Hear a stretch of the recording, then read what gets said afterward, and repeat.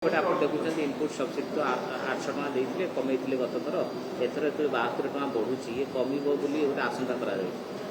देखो ओडिया गोटे ढग अच्छी बेल पाचिले कुआर कौन लाभ जो एमएसपी बढ़ुची जो सामान्य आपण कहींपारे केतबले 69 केतबले 72 यार विशेष किसी अर्थ नाही आ जेतिकी भी बढ़ुची सेतिकी अर्थ भी कृषक माने पाइबे नाही। ओडिशार चाषी माननकु केंद्र सरकार एमएसपी बढ़ातु बोली 2018 मसीह विधानसभा प्रस्ताव पारित होता 2900 टंका 2930 टंका करने से सबु दल राजी होते सेबे ठारू आज पर्यंत केंद्र सरकार एमएसपी बढ़ाऊना मझे मझे एमती खुचरा बढ़ाऊँ जदि राज्य सरकार गोटे प्रतिश्रुति देकर आसिले 800 टंका दवापाई दौरान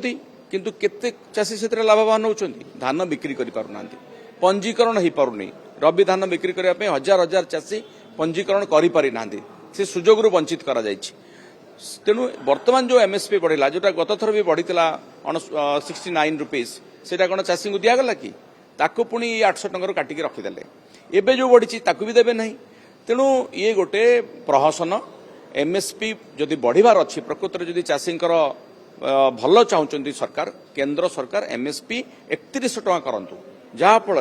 राज्यर एक्सचेकर रु 800 टंका दवाक पड़ो ना। 800 टंका आम जो कृषक मान दौचु ताहा आमर अन्य योजन काम आसो तेणु एथुरु काटी से दबार किसी अर्थ ना।